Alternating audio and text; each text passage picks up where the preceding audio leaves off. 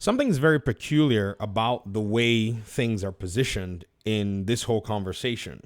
And I think it also emphasizes the multi-pronged approach of Xbox's business right now because, a lot of Xbox detractors, they have some, in my opinion, points when they say, Xbox is in a really tough place from the console perspective. And that's actually true. There's nobody who will deny that. I mean, I wouldn't deny that. I've already told y'all. In fact, I wish everybody would probably help me go back to history that all of you told me to go look into, by the way, that Xbox lost the console war in the Xbox One generation. When I went back there and I looked, it was a bloodbath. They were over there announcing TV, and they literally threw away all of their own customers in the beginning of the generation. As the generation was going into the middle, I mean, that's not only TV with the pricing and all. So they botched it. They really did screw the pooch. However, one of my audience members said, we have the sales data. There's nothing Xbox can do to poach players from PlayStation. And then they said GTA 6 will be brutal. Now you have to understand and you have to, go ahead and realize that GTA 6 is not a PlayStation game.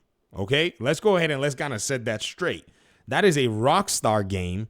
And at the end of the day, it's only going to funnel in those people who are continuing their library into the next generation in the ecosystem. Does that make sense?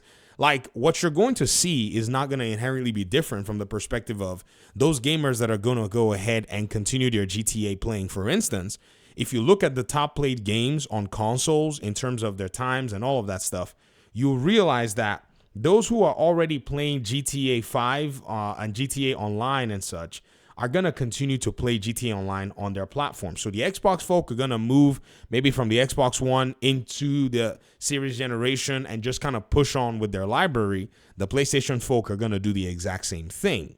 That's not a cross sector in terms of that conversation, right? But here's where I think a lot of people are underestimating what Call of Duty is about. Because the reason this audience member made this video, shout out to Taco3385, by the way, is because I talked about Call of Duty. That's where the in-game differential actually is.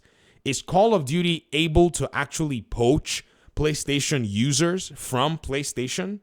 Well, the answer is the likelihood is there. And what's even important is, even with or without the likelihood, this was alluded to by PlayStation themselves. They believe that this can actually be a reality for them, especially when you go back and look at their Insomniac document where they talked about the shift. If Call of Duty at the time, they were looking and saying, well, the day and date threats for Call of Duty in that regard, they said Microsoft and Activision for $69 billion could threaten, and disrupt the console gaming and game subscription markets. It already is, because Call of Duty exists on a subscription service in terms of the new versions that have been put out and possibly even the old versions that have been rumored to come soon. They also said console. The shift from PlayStation to Xbox with timing and in-game differential as the weapons.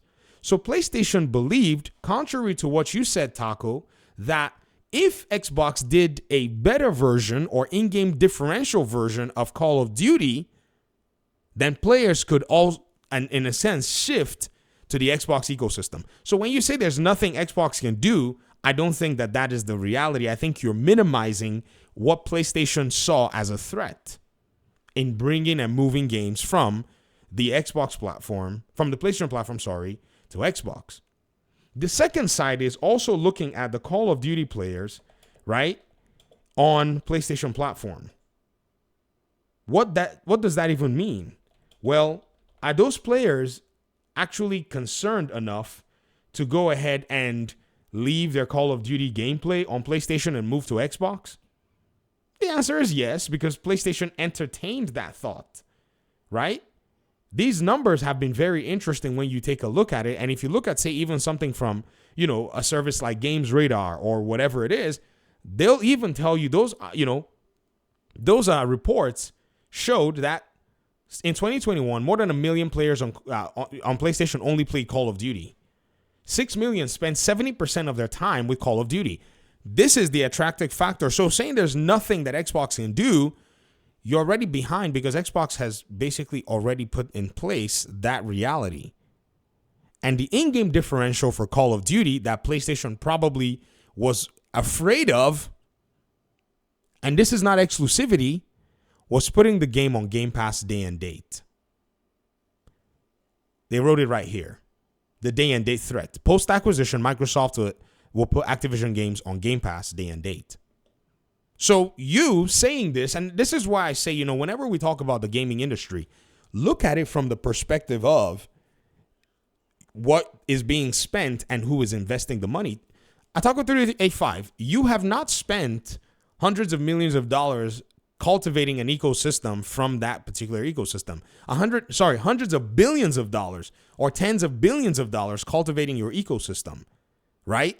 So for you can say this in the comment section, but when PlayStation was analyzing it, they saw it as a threat and a possibility to lose potential players that already only or majority of their gaming is in Call of Duty to actually shift across the board. GTA is not what's going to make people shift to other platforms. Rather, it seems like that's more of a generational shift if you actually kind of think about it, right? Because like I said, when you look at Matt Piscatella's data sets, not just Matt Piscatella's data sets, the data set that comes out of the gaming industry for what games who is playing and what they're playing and how long they're playing it, you'll realize that both on PlayStation and Xbox, GTA 5 is actually one of the top played games, right? So the person that's playing GTA 5 remastered on the PS5, right, or the PlayStation ecosystem or whatever, PlayStation 5 anyways, and the person playing on the series is more than likely going to stay where they are. And those who are coming from the PlayStation 4 or the Xbox One are going to also maintain their, position. However, when you look at Call of Duty, which is number one, and being the fact that there's a differential on the Xbox side, which is Game Pass, you can see where the attractive factor actually is. Not saying that this is a definitive, just saying that there already is that threat and Sony sees it as a credible reality. Okay, I'm just pointing that out. I'm not saying that you're wrong. I'm not saying that it's going to definitely happen. I'm not saying that it's not definitely going to happen. I'm just saying that Sony sees it as a possibility. I see it as a possibility because Sony sees it as a possibility. And this is exactly why they did not want the Activision deal to go through. But it went through. The luck that they have is that they are going to get it guaranteed for 10 years. But after that 10 years, what is it going to look like? Because I can easily tell you that for the last 8 years, Battlefield has been trying to crack into Call of Duty's market share and has not been able to do so. Is PlayStation in a position where they can crack into Call of Duty's market share in the next 10 years? We don't know. So PlayStation even still sees that threat as credible. And not only is that, the reality, PlayStation, even in the other ventures that they may try to engage in to try to capitalize on the market share of those other games like hero shooters and, arena shooters and all, are already also occupied and have been occupied for the last 6-7 years. For instance, Fortnite. And if they're not occupied, there are new entrants into the, market that are also taking market share. For instance, Marvel Rivals. So when you think about it and think about PlayStation's first-party software sales being really low because of their costs being really, high, and the income and the revenue they spend, the income and the revenue that they acquire because of the cost that they spend, they're really in a very weird place. 7% is a very dangerous place for a company like them to be in, and for them to be basically the primary factor for Sony also makes it even much more scarier. So yes, PlayStation may be shifting console units all over the place, but the industry and the market has changed so much, and their competitor is not willing to take that kind of an L in software sales. They'll put that software anywhere.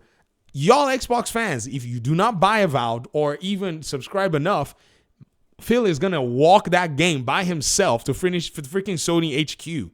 And that's Xbox's business idea as of the moment, which really does make things really awkward for PlayStation. It really does. Sure, they'll get 30%, but what that 30% is going to do is it's going to mask their first-party sales.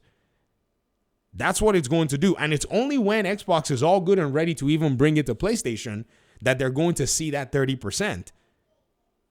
So it's not necessarily the win that everybody wants to chalk it up to be for selling all these consoles and being able to hold market share.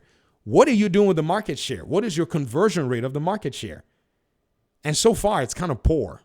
Kind of, if you get what I mean. So all these people that are waiting for GTA to come out and all that stuff, GTA is going to only move the console sales in the trajectory that it's supposed to move in terms of crossing generations and people continue to build their libraries. That's it. Or are you trying to tell me that somebody would abandon their Xbox library from the Xbox One and then go buy a PlayStation when they can carry that library to the Xbox Series console generation? I don't think it'll make sense for them. Just like you, Taco, on the PlayStation side, even if Xbox did everything and flipped all around and made 500 superhero games and all that, you're not going to abandon your PlayStation library so easy. You're not going to abandon your PlayStation library for Game Pass either, right? Easily.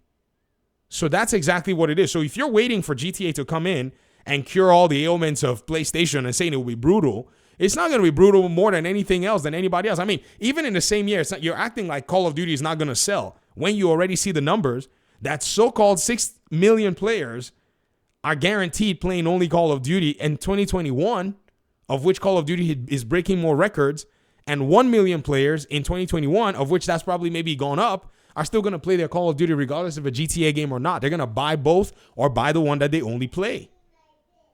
So this is exactly where that chess move really did expose PlayStation as having depended too much on third-party games rather than make its own plethora and diverse first-party lineup in every sector. Comment section. Talk to me, guys. Peace out.